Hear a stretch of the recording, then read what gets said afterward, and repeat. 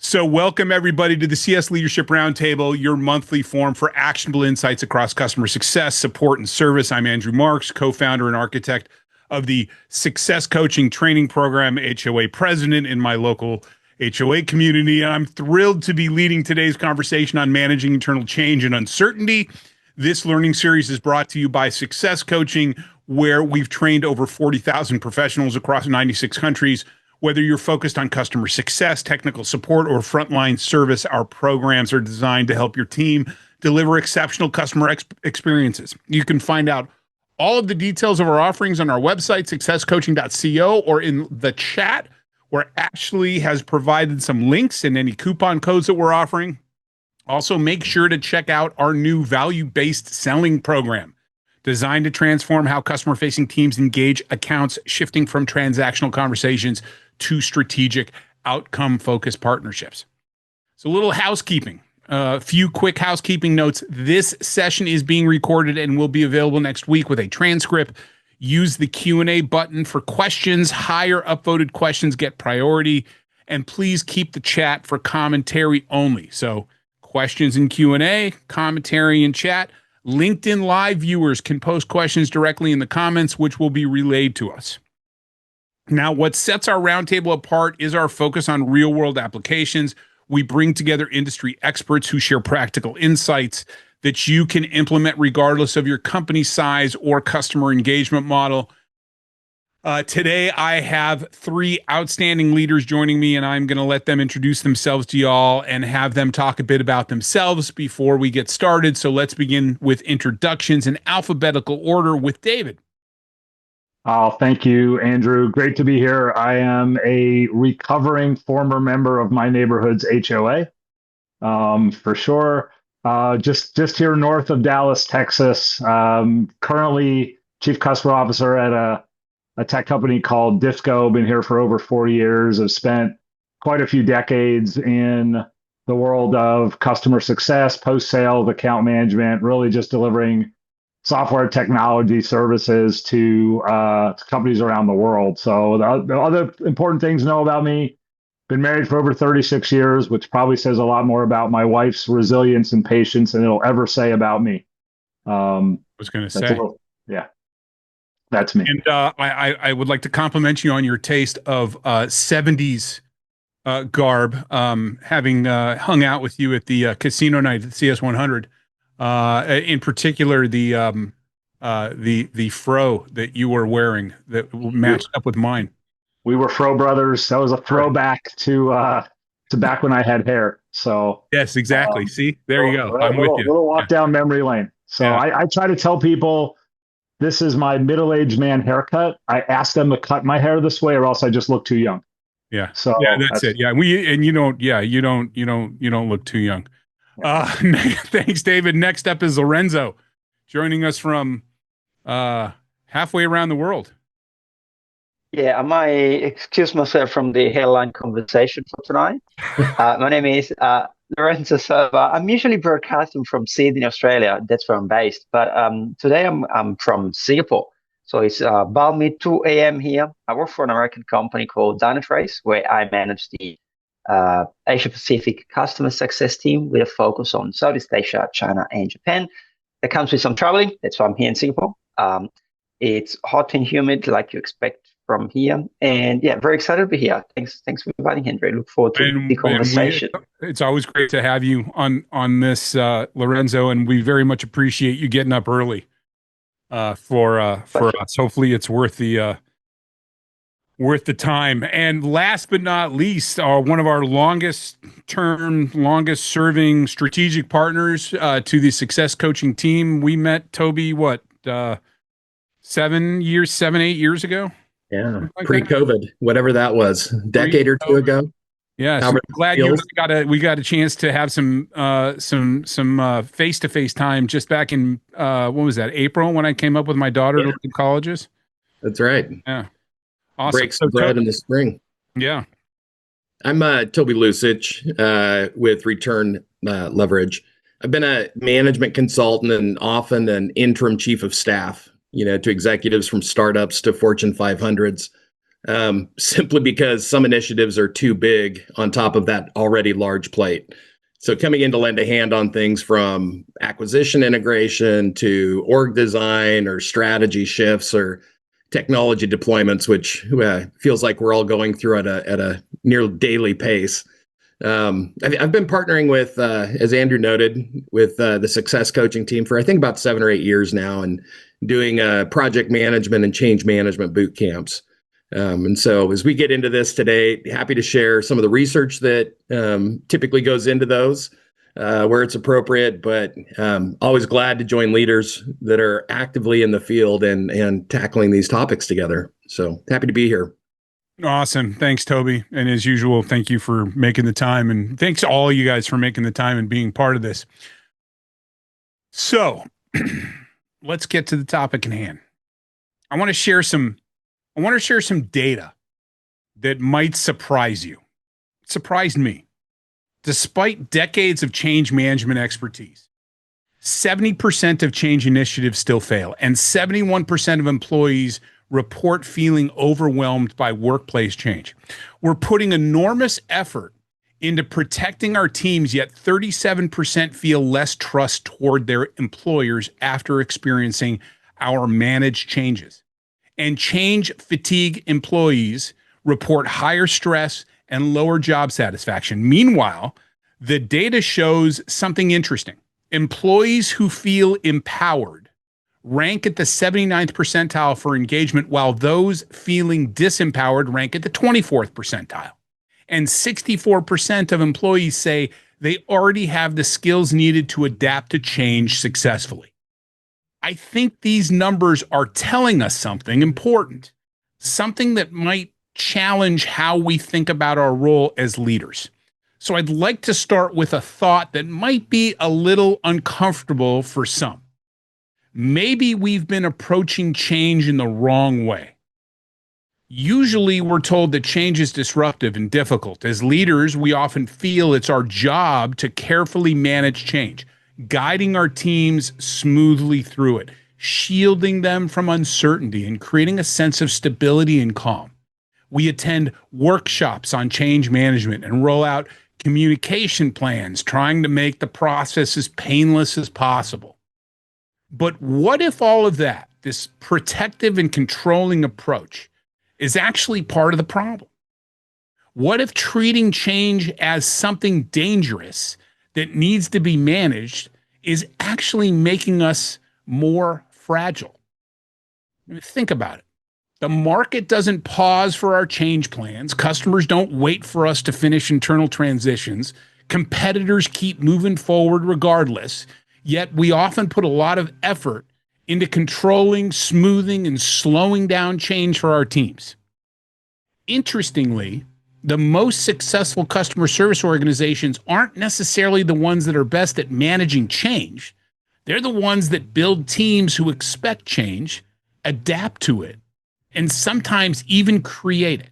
So maybe the real question isn't how we protect our teams from change. It's why we're building teams that need so much protection in the first place. Our focus on stability and predictability might be making our teams and ourselves less resilient, not more. So today I want to challenge the usual approach. Let's think about whether we're over-managing and under-trusting. Are our change frameworks solving the right problems, and could the best way to lead through uncertainty be quite different from what we've traditionally been taught? So my opening question to my panelists, let's be honest. Do you feel your team is more vulnerable because you've tried to shield them from change, or more tough and adaptable because of it? And really, how much of your change management comes from your own discomfort with uncertainty rather than your team's capacity to handle it? Andrew, the first response that comes to mind is that I think in general, a lot of us are feeling more vulnerable at large. And I'm saying that we have to think about these as collections of individuals who have a life outside of our workplace first, right? And we often lose sight of that. So the economy. We'll have a friend or a past colleague that's searching for jobs. I think that's been increasing. And that just creates a very different tenor in the workplace. And so this idea of adaptable, I think, is one of those pieces where we need to be cognizant about where people are at as they're showing up to the workplace and what we're doing to actually get them more emotionally engaged. I do think adaptability, though, is a learned skill. And so as we talk more about frameworks or tools, over the next hour, I think I will personally probably point to some of those things as not a panacea, not a magic silver bullet, but a way to help folks cultivate that adaptability muscle. So. Yeah, if I can add to that a little bit, I think that's really, really well said, Toby. I think what's really interesting now is not just the fact that we have to think differently about change. It's the pace of change, the expectation of change. All of that is accelerated, whether it's driven by AI, it's driven by change in capital markets. Where I found myself doing a disservice to the team at times is being more concerned about how they can handle the pace of change than making sure that they're set up to hear the change that's coming, be part of driving the process for change, so they're active participants, and letting that help us determine who's in for the change, who's adaptable, and who's not. It's really, to me, the amount and pace of change. And if I try to use my old school, we'll go through it, I'll slow it down. The next change will already be on top of us before we've worked through the last one, because it's coming all the time. I can't manage it. And so whether or not I'm comfortable shouldn't be the gating factor. It should simply be that as a leader, my job is to create the opportunity for the team to engage in that change at that pace. Period.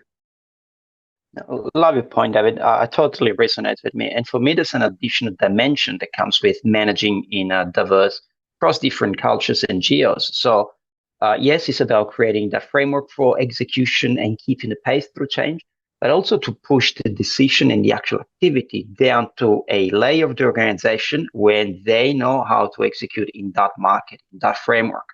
And I don't know, I need to push decision down to a point where I can trust the organization to be effective in that context. So that makes, this is a funny dynamic, because that makes the team more resilient, but takes away power from me, because I need to trust the team more than I would have otherwise. So I might feel more fragile, but that is the measure for me to know that the team is operating at their best. Well, and that's an interesting segue to another piece of data that I found from a Gallup poll this year. 72% of leaders feel used up at the end of the day. Right, that's a 12% increase from 2020, and manager engagement dropped from 30% to 27% in 2024. That's the sharpest decline of any group. Since 70% of team engagement is attributable to the manager, leaders' own struggles with change significantly impact their teams. So it's not just the individual contributors. It's leaders they're exhausted, and only 17% of executives feel capable of executing transformational plans. 50% can't confidently assess if recent changes succeeded. It just seems like with all of this, and Toby, I know you are a master practitioner of change management. What do you think about those statistics? I mean, they see it's almost like, even with all of the training that we offer and all the frameworks and everything, it's still tough. 100%, Andrew. I think the job of being a leader today is much larger and more complex than it was, even 10 years ago. David touched on some of the externalities we balance. What are the capital markets doing? What are our investors expecting? We also have this new AI thing that feels like it's a magic silver bullet for everything, but we're still learning how to use it, and we don't know when it's going to misfire, and that's a little bit tricky too. And so, the Gallup poll statistic that sticks in my mind is that 1 in 5 of our employees is actively disengaged, meaning they're not just mailing it in. Like, they show up to work for sport. and trying to figure out how to make it entertaining. And it's usually not advancing our agenda. So when we start to talk about the never-ending cascade of changes, we're kind of in a sea, and it's rocky right now, and it's not going to calm down anytime soon based on conversations with clients and teams. So this idea of how fast is it changing and are we managing it? I think what we're best capable of doing is figuring out, to Lorenzo's point, where do we give away some of our power? How do we distribute that power to build a stronger team of equals as we try to navigate this together? Because we simply can't be everywhere all at once.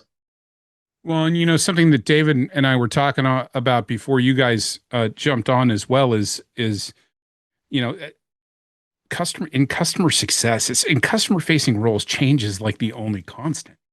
So you have to be willing and able to adapt. So it begs the question: do we have the right people on the team? So that leads into my next question, which is, I want you to think about someone on your team who's really struggled with change versus somebody who's thrived. What's actually different about them? Is that one needed more management of the change, or is it something else entirely? Maybe their fundamental relationship with uncertainty. I don't know. What is it? Anybody have an example? If I can, and I'll put it in maybe back in the context of mindset. And if I can, a little story from one of my favorite movies, a movie called Parenthood. If anybody's seen it, with Steve Martin. There's a great scene where the grandmother comes in and Steve Martin's very stressed out because they're going to have another kid. She tells a story of how she was a kid. She used to go to the amusement park, and she couldn't believe a ride like the roller coaster that was so exciting and so thrilling and so terrifying all at the same time. Some people just went on the merry-go-round. That just went around. But she loved the roller coaster. And I've always believed if you are going to work with customers and you're going to take on all of the uncertainty that comes with that, you have to be somebody that loves riding a roller coaster, because it is going to be ups and downs and twists and turns. And if that's not something that your mindset is, I want to get on this roller coaster and I'm going to run back when the ride's over, I'm running back to the front because I want to go again. There's a lot of really meaningful merry-go-round rides that you should probably be on. And so I think about that as, do we have people that are roller coaster riders that are in these customer facing roles? And do we have some people that we can help move into a bit more of the merry-go-round environment? I've never heard of meaningful merry-go-round rides. I'm trying to honor the merry-go-round riders just because I'm not one. There's joy, I'm sure, in the merry-go-round. There has to be. Would that be like the small world? It's a small world would be a meaningful merry-go-round, because it's this kind. You're going to put this song in my brain now, and I'm going to be so mad at you later. I can't even tell you. The small world. Yeah. Okay. There you go. Exactly. I'm ruined. My day is over. Awesome. Thank you. Awesome. Yeah. You just text me later. Let me know that you're still. You bet. Tossing that around your head. What about you, Lorenzo? I like the analogy of the merry-go-round. I think it comes down to ability to make and justify your decisions with limited information. So you're going on the big ride, or you're going to merry-go-round. Well, what do you want to know before you take the stake situation? You want to know that there's some sort of safety net. Now, you don't need to understand exactly how it works, but you want to make sure it's not going to be killing you. And how that relates to change management in a corporate context, I suppose, it comes down to the fact that you want to know that the organization, by and large, knows the direction you're going to. And then you need to trust the system. And trust in the system meaning you will need to make some decisions, and they're going to be based on limited input. You're going to be held accountable for certain outcomes, and everything else is for you to figure out. You have some tools that help you navigate. You might have playbooks, you might have stories, you can have in inverted commas. But there's an expectation that you need to choose your own adventure. You must be empowered and comfortable with it. I don't think change is intrinsically hard. What makes it harder is not knowing what people are expecting from you. There's not enough of outcomes. I think and that's what makes it stressful. I think it's both that, but I also think it's a combination of resilience and psychological safety. All right, 60% of employees with low resilience and low psychological safety feel burned out, but only 5% of highly resilient employees with psychological safety report burnout. So it's as much of the transparency that you speak about and that we talked about during the prep call as it is about just having the right mindset, right? So Toby, as a change management expert, how much of successful change management comes down to the mindset of the people that are going through the change? Boy, great question. I'll stay with this roller coaster analogy because I think it's a good one. If I'm getting on a roller coaster with David, neither of us have been on it before, and we're both blindfolded. If I don't feel that gate latch down over my legs, I'm really nervous. Not only can I not see where we're going, but I don't have any assurance that I'm going to make it off the ride. And at the end of the day, that's something I'm interested in. Did I fulfill the objective I set out for? Chances of success high, or am I going to splatter? But if David's been on it several times as a leader, he's telling me what's coming next. He assures me that there is a measure of safety. I'm not going to fall out the first time we flip upside down. My blood pressure comes down a little bit. And so the only way for me to get into that mindset is when we start to have these conversations about being vulnerable as leaders. We don't always know where the next turn is going to be on the roller coaster. And I think in business, this roller coaster, we don't know how many times it's going to flip or if it's going to stop upside down, as it often does. And then we have to regroup and figure out how we go from there. So I think some of the mindset is challenging people to take more ownership and accountability over their own reactions to change as they come up, but also thinking about what is it that we can do to help them feel safer, psychological safety. How do we help them feel safer that they can misstep or occasionally fumble without everything having a life or death consequence? So. And folks, just a reminder, we will be taking questions here in about 15, 20 minutes. So please use the Q&A functionality to ask your questions. And if you see one on there that you would like to see answered as well, use that upvote button. So, okay, that's a great kind of segue then to my next question. So when you communicate about change, how much are you actually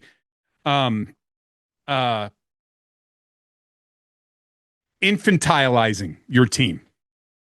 That's actually a word, right? When you carefully craft messages to ease concerns or manage emotions, are you treating them like professionals who can handle reality or like children who need to be protected from it? And what would happen if you just told them the truth, including the fact that you don't have all the answers? That actually was my MO with my team, much to the chagrin of my boss and our HR department, and sometimes my CFO.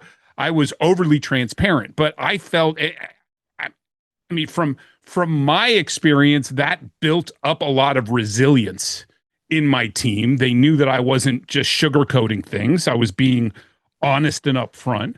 And that seemed to work for me in all of my leadership roles. You still can't necessarily tell them everything, but you can tell them a lot. You can tell them a lot more than what my leadership was telling me to tell them. I had a very good manager in previous job, and what she did, she was really good at telling what she didn't know, and also she was very good at calling out that when she thought we were filling that gap with negativity and unpacking assumptions, and that made him very self-aware that we were working in an environment with limited information. It's something I took on myself in my leadership practice. How can I build a picture and acknowledge the gaps without having people to feel like, oh, I need to put something in there. I cannot live without that bit of information. How can I build a culture where it's okay to acknowledge that we don't know and maybe we will never know? And despite that, you still keep going, doing what you need to do, and there's feedback systems in place. Part of that transparency, I think, Lorenzo, is when you don't know, you say, hey, we don't know. Right? 86%, yet only 19% of associates trust their CEO to tell the truth. versus 52% of executives who do. So there's a huge disconnect, right? The transparency that we think we're providing isn't landing. Yeah, and I think being aware of different ways of communicating and what a CEO may say versus what one of us may say, how do we can be intentional about creating connection points. I think even if we are transparent as leaders, but people around us are not, people will see those disconnects and it'll discredit all of that really transparent communication. So I think part of it is when you're going through a significant change, my ability to be transparent includes my ability to be aware of what people are hearing from others and helping close those gaps. I've had situations, I've been told that I'm transparent, but I'm way too positive. I always see, even if I don't know an answer, we are going to be fine. And so I've had to surround myself with people who can help me say, hey, that sometimes you are going to lose credibility, even though you're being transparent, because you have to be aware that not everybody's going to see the positive. And so how do I also make sure that I'm giving a balanced message that's transparent, that it's going to connect with other messages people may hear? So I think because of that, it's also creates some complexity and extra responsibility for how we communicate.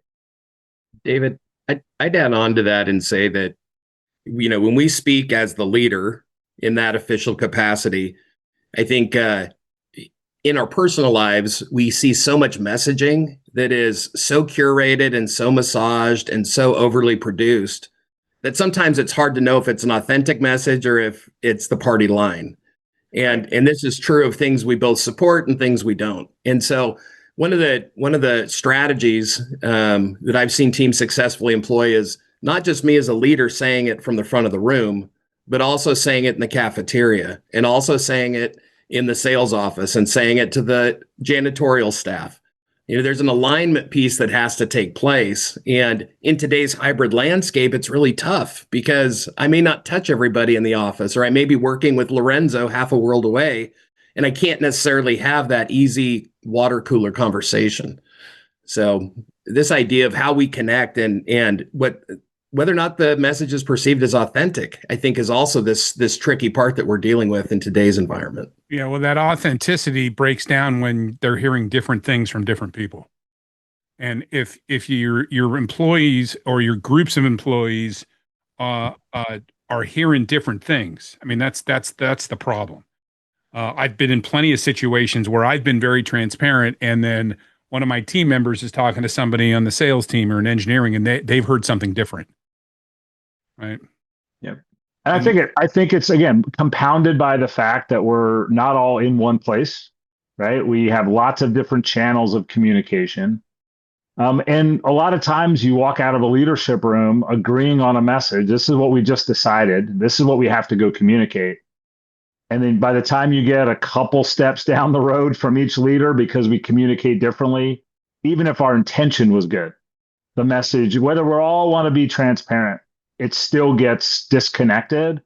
And so it goes back to, it's not just a one-time delivery of message, right? I think part of what you were saying, Toby, was it's consistency, it's repeating that message, it's finding places where there's differences and being committed to doing the work to say, I want to help resolve that difference.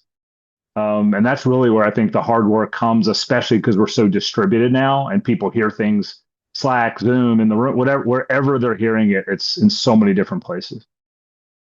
Yeah. A default communication rubric or rule of thumb is 5 to 7 times, 5 to 7 ways.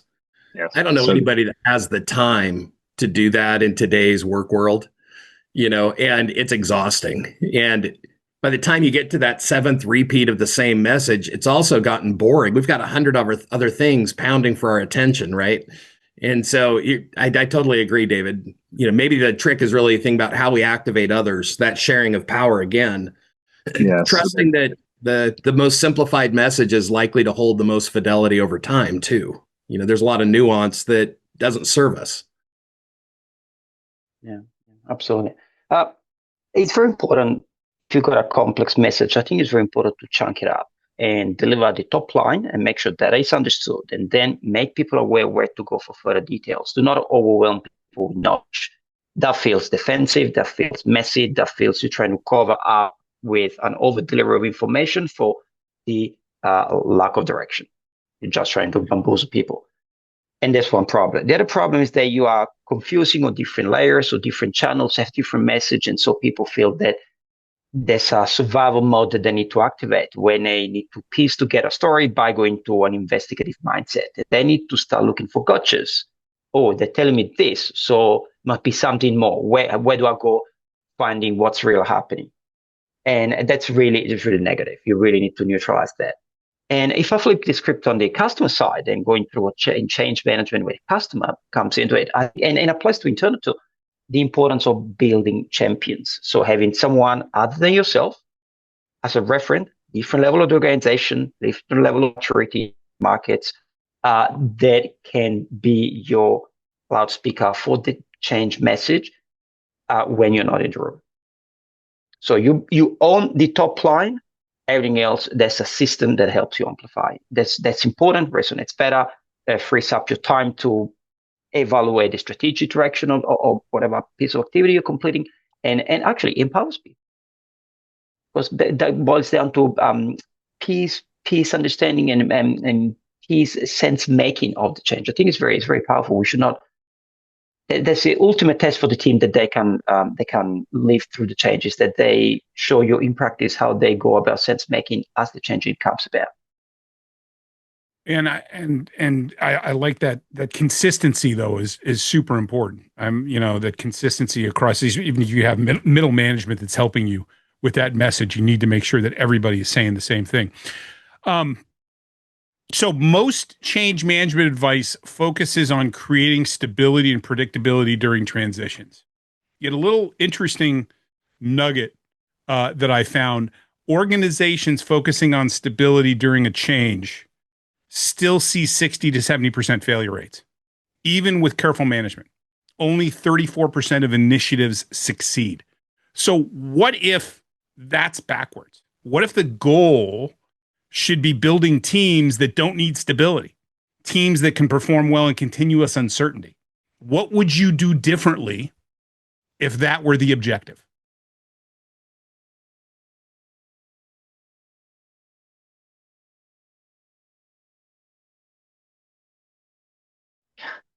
I'll jump in. Go ahead, Toby. I've got something to go for it. I thought you were going. We were looking at Toby and I are looking at each other. Go for it. I'm looking at all you guys. What's going on? I was like, yeah, I'm chuckling to myself because I'm trying to think of the last time that I had a stable and predictable job, and it'd have to probably go back to those jobs that we had in high school where we had absolutely no authority to do anything important. We were just being hired kind of from the neck down, right? You show up, you do the same thing every day, and things didn't change at that end of the shovel. So talking about, man, sweeping up the popcorn in the theater was an important job. Okay. And it was super stable, right? Because people always spilled popcorn. They were always going to spill soda. I had one of those, worked at a car wash. It was very predictable. And that's not the world of this professional landscape that we live in. And so I think you're spot on that a false sense of stability is exactly that. Things change too fast, and the best we can do is to telegraph where the next curve is. And the faster and harder we're driving, the faster we hit the next curve. We're not necessarily moving at the speed that some of these changes are rated for, just like slaloming along a windy highway on the coastline. It's a lot more fun when you're going fast, but you have to be prepared for it. And so I think it goes back to some of that adaptability. And so Angela Duckworth is a name that some folks might be familiar with. 5-8 years ago, she wrote a book called Grit, but at the heart of it was exactly what we're talking about. And I think it's how do you develop long-term habits, both as individuals and teams, and then continue to practice those? How do you persevere in the habits? And so all the change management methodologies aside and tools, those are really just ways to help prop up good habits, at least from my perspective. Yeah, I love that, Toby. I think that's right. And what I keep thinking of is, when you start a change initiative, typically what's happened is you've sat in a room as a leader for a long time. You've thought about it. You've planned it. Maybe you got some input from people. But the moment you start to roll it out, two things are very, very true. There's a lot of people that have a fraction of the knowledge you have that are now trying to deal with it. So you have to remember, right, that is going to be harder for people the first time they hear it. But guess what else is true? Those people are going to see where you've planned it incorrectly, where it needs to get better, and you have to be real planned into your change process that kind of feedback, because you're willing to learn and change and adapt. Because once you start, it's if you know this is the objective we want to get to, how we get there is where we have to be flexible and adaptable and pull people in, because the moment we roll something out, we're going to learn where we got it right and where we got it wrong, and change is going to have to be part of what we do versus trying not to have to change what we do. And I think it all starts with making sure you've built in that ability for people to be part of the change and changing the change so you still get to the outcome that you wanted. There was a report by Changing Point this year that said 27% of employees say their employer rarely or never asks for feedback on changes. Right? When we carefully craft one-way messages instead of creating dialogue, we're not communicating. Well said. Yeah. And I work in technology, right? So when a customer is going through some major change, but it applies to organizations as well, they won't go directly into the what we call the live environment. You build a pre-production environment. You try and build a model of what you want to achieve, and you run a small scale change to learn about how the change goes, how you perform in that environment, what other factors come into it. So if you've got the luxury of being able to plan and rehearse for it a little bit, it's actually very valuable. It's valuable for teams. They understand how it feels like. It's valuable for you as an organization. You learn what your pitfalls might be. You can de-risk that change. And the other thing that's very important is that as you go through change, you might want to build some checkpoints where you stop and look back. And that's why you ask for feedback, and you might be able to course correct as you go. At the very least, you will be able to acknowledge that something hasn't gone planned, and you've got a plan to try and go back to where it should be. That really builds credibility and trust. If you go in with a plan that's end-to-end set up and you don't care about what's happening along the way, it's very easy to lose people along the way if the process is already scripted for them. I'm glad you brought up customers because that's kind of the elephant in the room, right? Customer impact. Now, I am not suggesting what we're talking about here. Let's make something really clear. I think we're talking about what we're focused on here is internal change within your organization. You know, there is change management is absolutely important aspect of managing your team. It's actually critical piece of driving adoption with your customers. All right. So we worry about how change affects our teams, but customers often adapt faster than we do.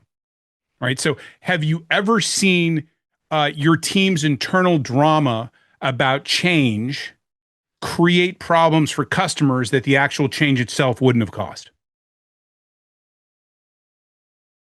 Yeah, I'll give a very real example that's unfolding as I speak. So I'm sure when we're done, I'll go look at Slack and email, and there'll be more things happening.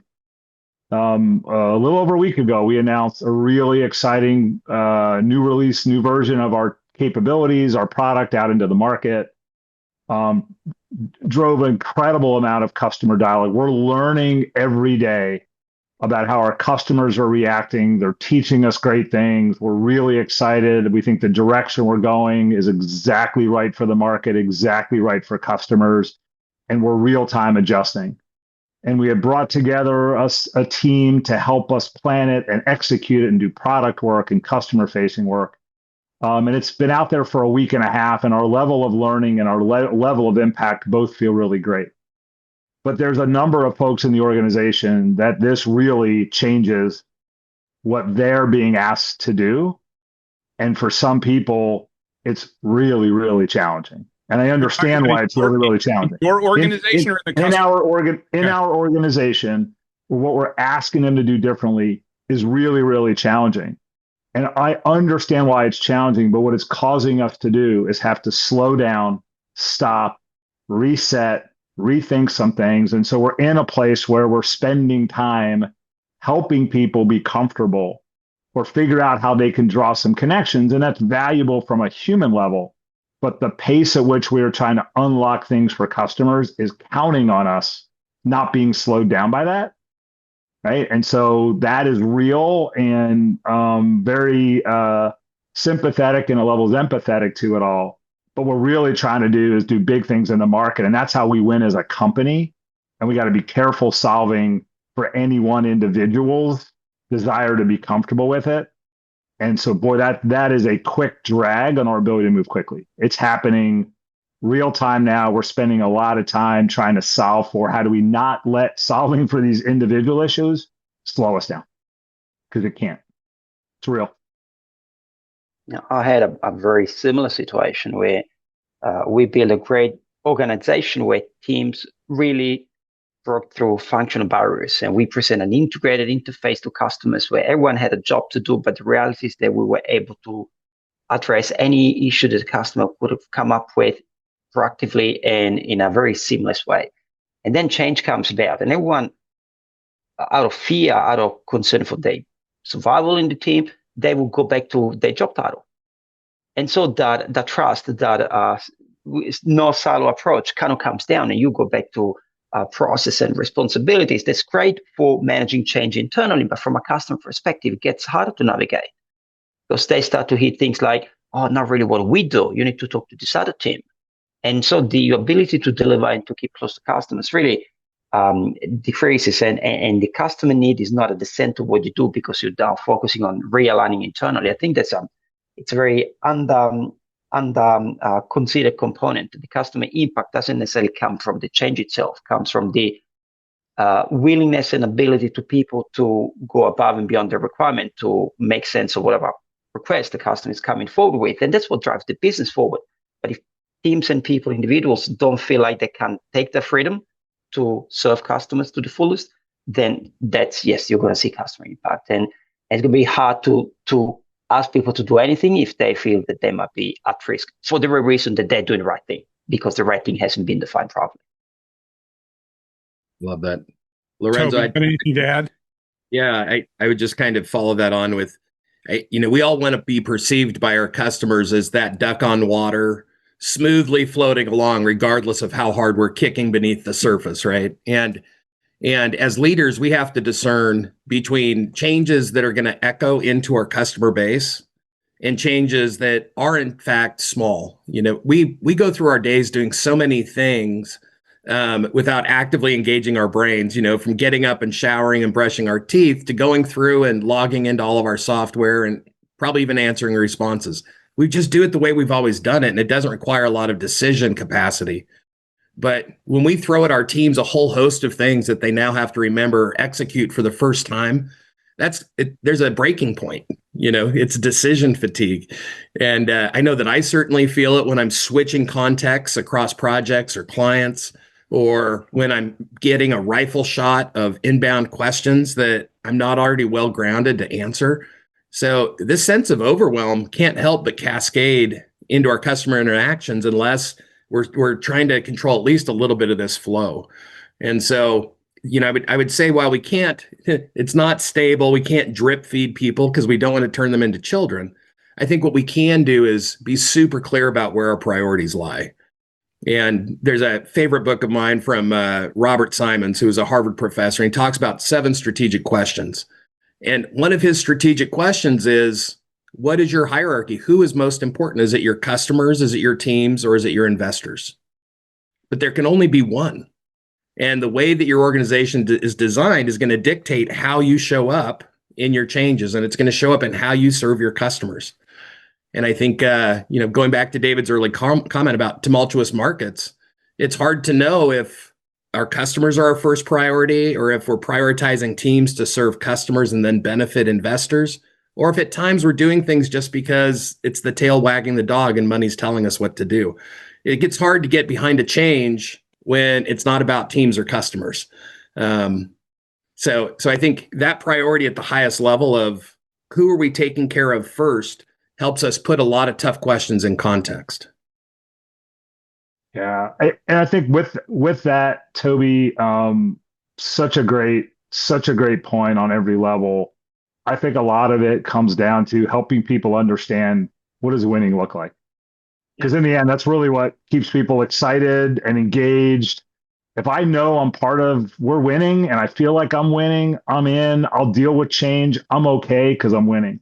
And if I don't feel like I'm winning, or I don't know how I'm able to know that, I can only exist in that world for so long before I start to tap out. And so I think as we're going through this, as you're talking about those priorities, it's how do we know if we're winning, right? How do I make that clear for people what winning looks like and how we're going to measure it?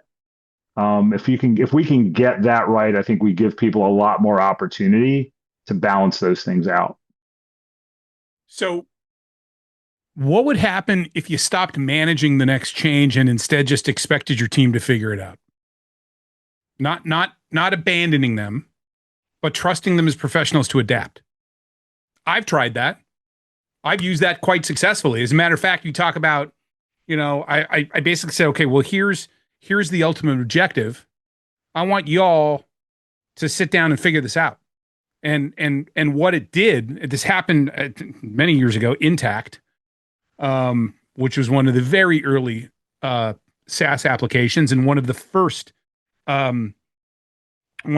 customer success teams outside of Salesforce, as a matter of fact. Dean Robeson, who was one of the architects of Customers for Life program, was one of my advisors as I was putting that program together. And we had a challenging situation. We had to get faster time to value. We had to make that change. And I basically sat down with my implementation team. I said, okay, the objective here is faster time to value. So I want you all to figure out how we institute that change. And I'm going to give you some guidelines, but once again, I did not abandon them, but I trusted them as professionals to figure it out. And they did.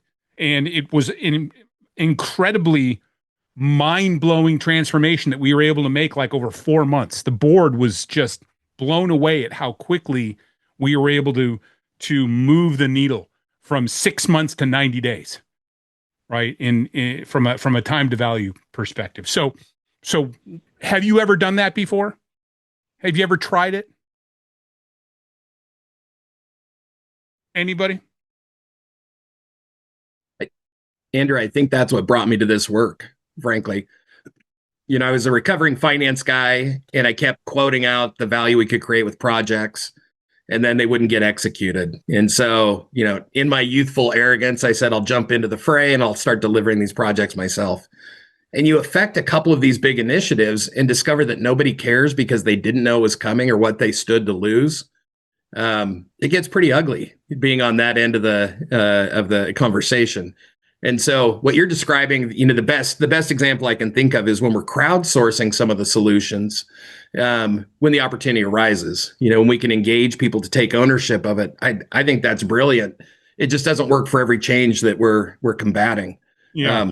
I think it also gets people on the bus. It also gets people all on the bus and then facing the same direction too, because they were all part of architecting that change.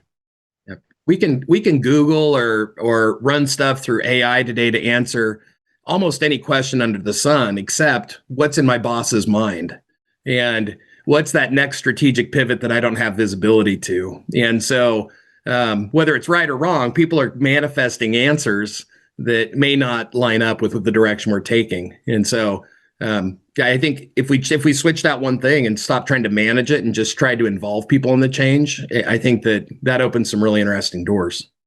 Yeah. Yeah. And the time I've seen it be even drive the biggest impact is when we're able to do that across functions or across departments internally.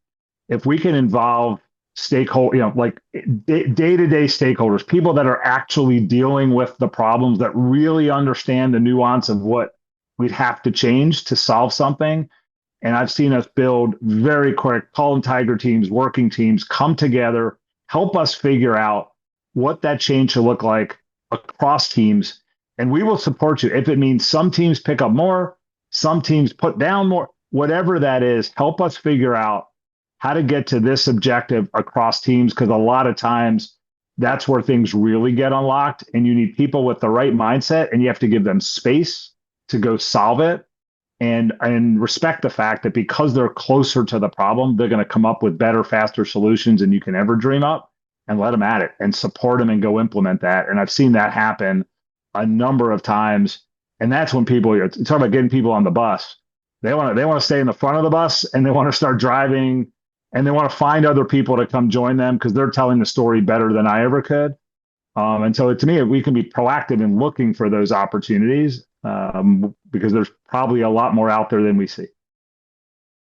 We talk about in customer success the importance of getting your customers to talk to other customers about how great your solution is. And we think about it from that perspective as a leader.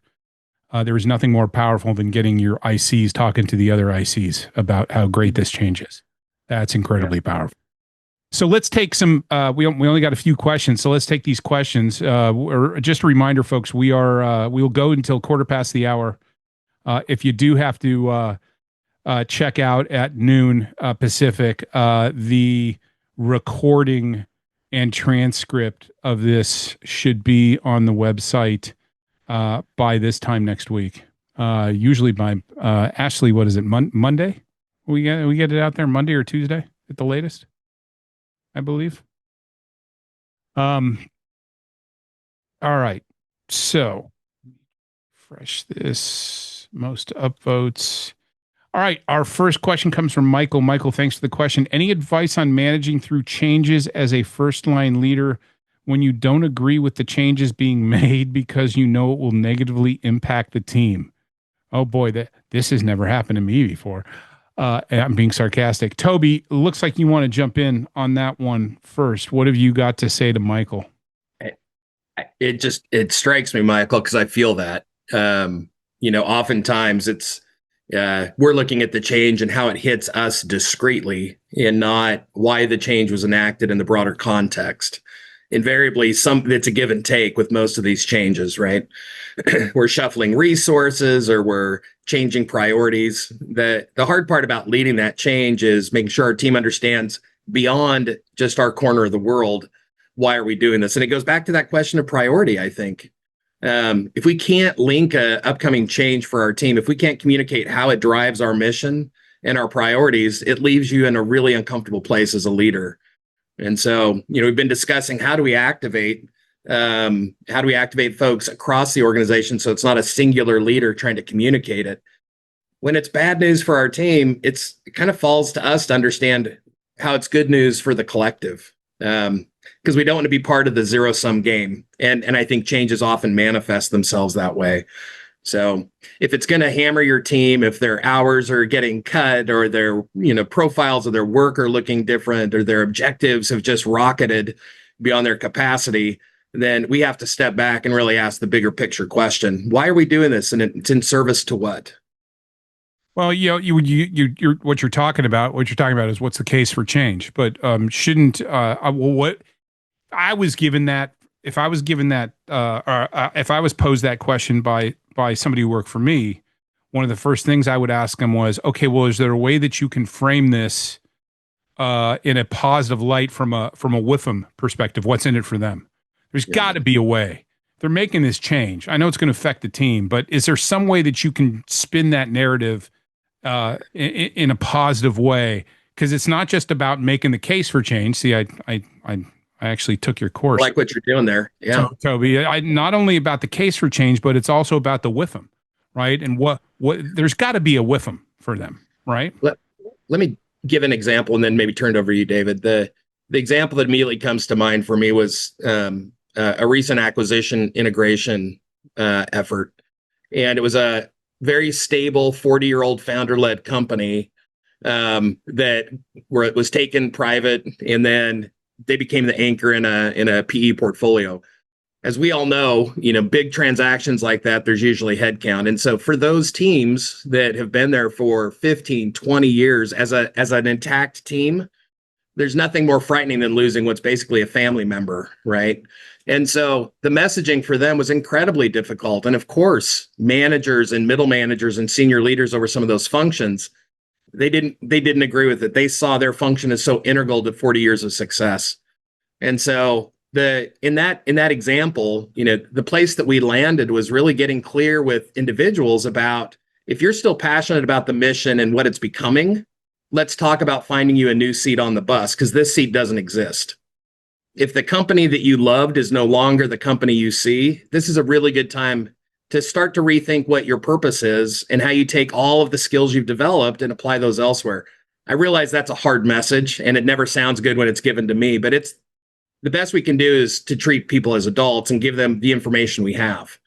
So even when it's unfortunate. Yeah, I resonates so well. If I just a little bit on maybe to add to that a drop.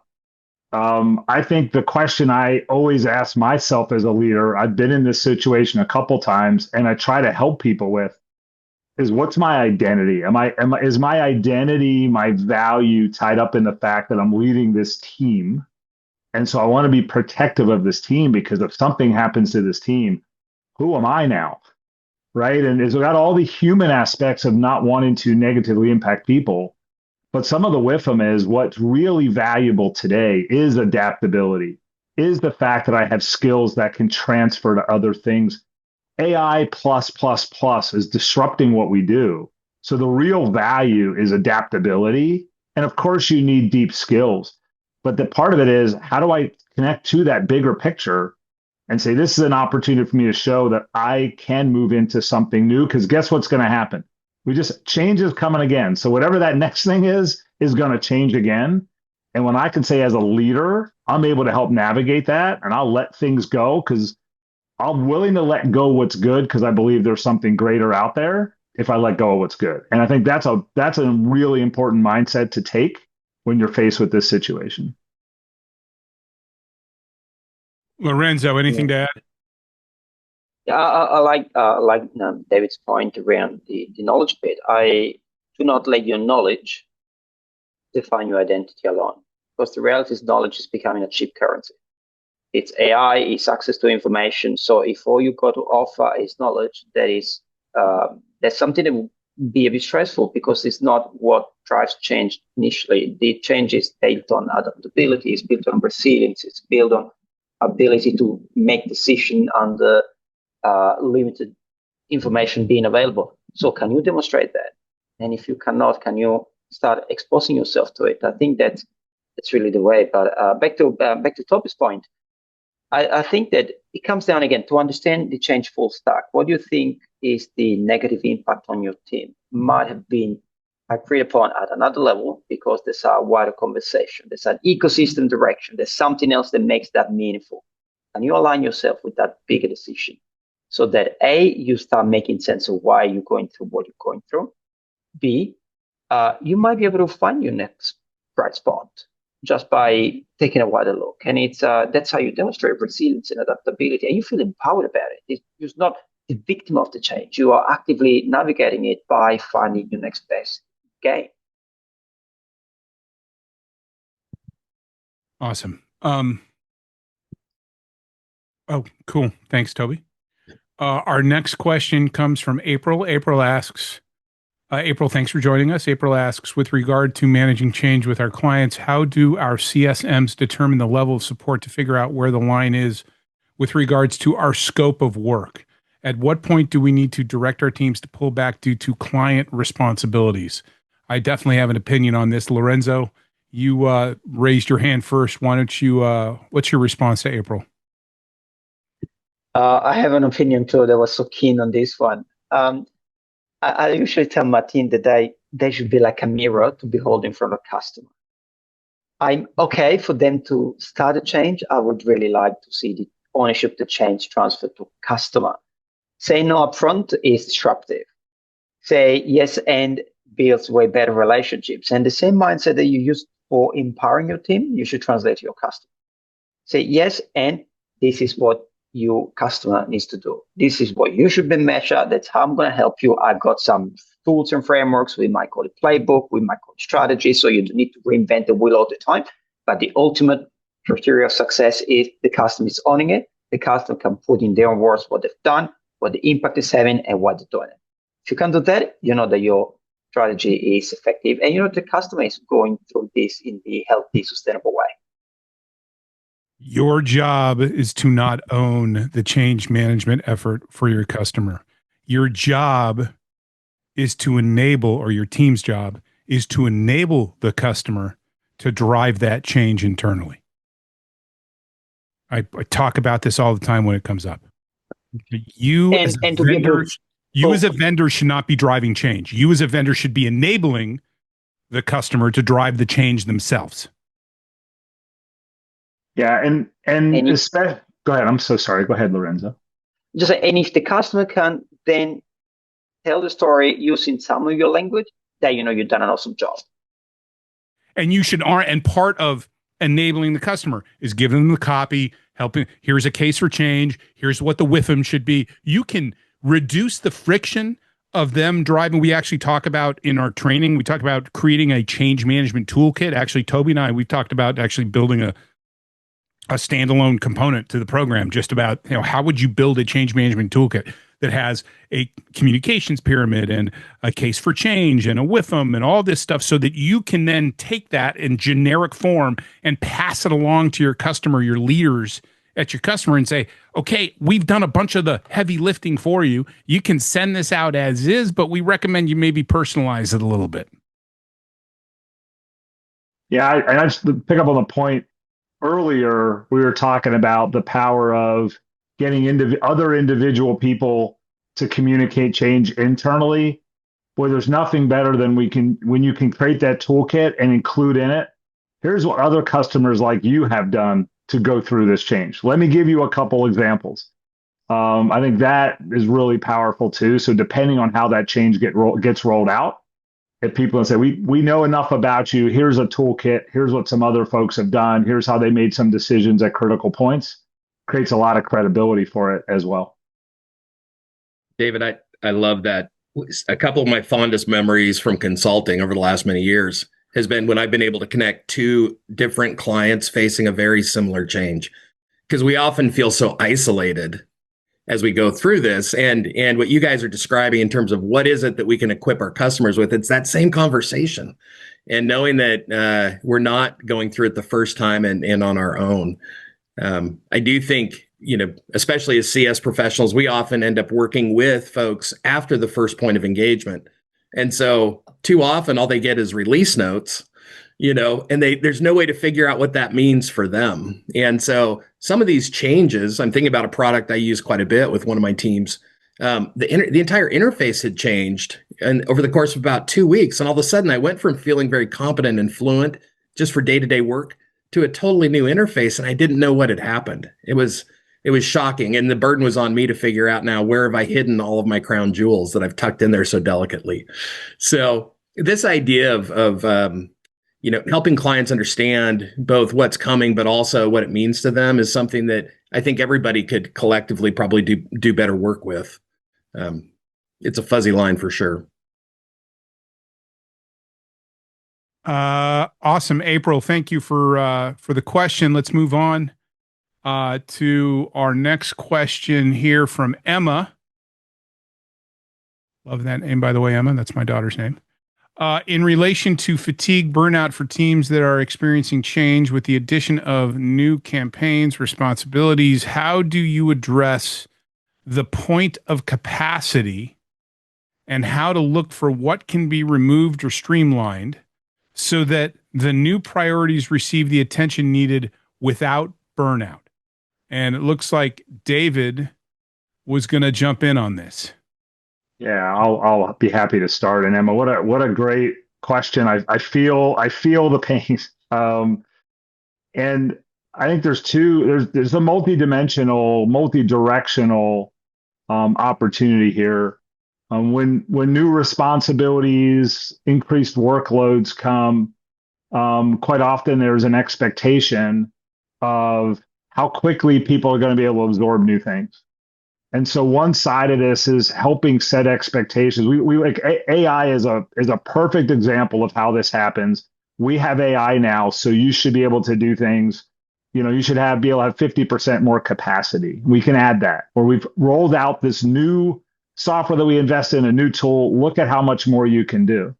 But all of that, we talk about change, takes time to realize those results. So one aspect of this is making sure that we are helping set expectations around how quickly capacity can be realistically improved with those kinds of things. But the other side of it is, and where I've had the most fun, is putting in the hands of people that are doing the work the opportunity to think about what can we do better? What can we do different? Can we put tools in their hands so they can say, you know what?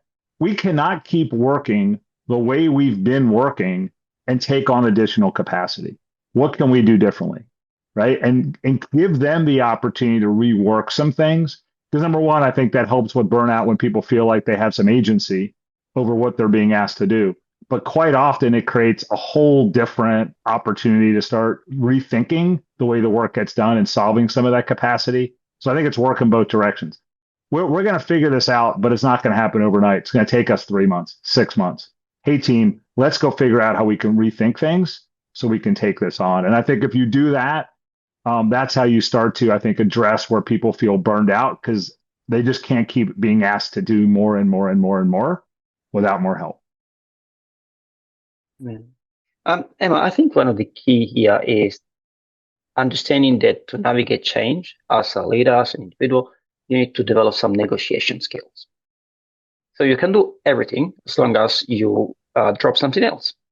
So I would start by relentlessly mapping the critical path to customer value and customer success and understand how you and your team are part of it. Then there's new jobs and activity and projects coming on. Map those against that critical pathway, and then go to your leadership and say, well, this is the way I say it. I understand how this new project requires me to operate and how it adds value. Also, I can see there's 3 more things that we've done because of history, because of legacy, because someone has to do it. Doesn't need to be me. Or fall back on Andrew's curriculum to CSM. Go for segmentation. Do you need to drop a certain cohort, even maybe just temporarily? Do you need to build capacity, to create capacity, free up capacity?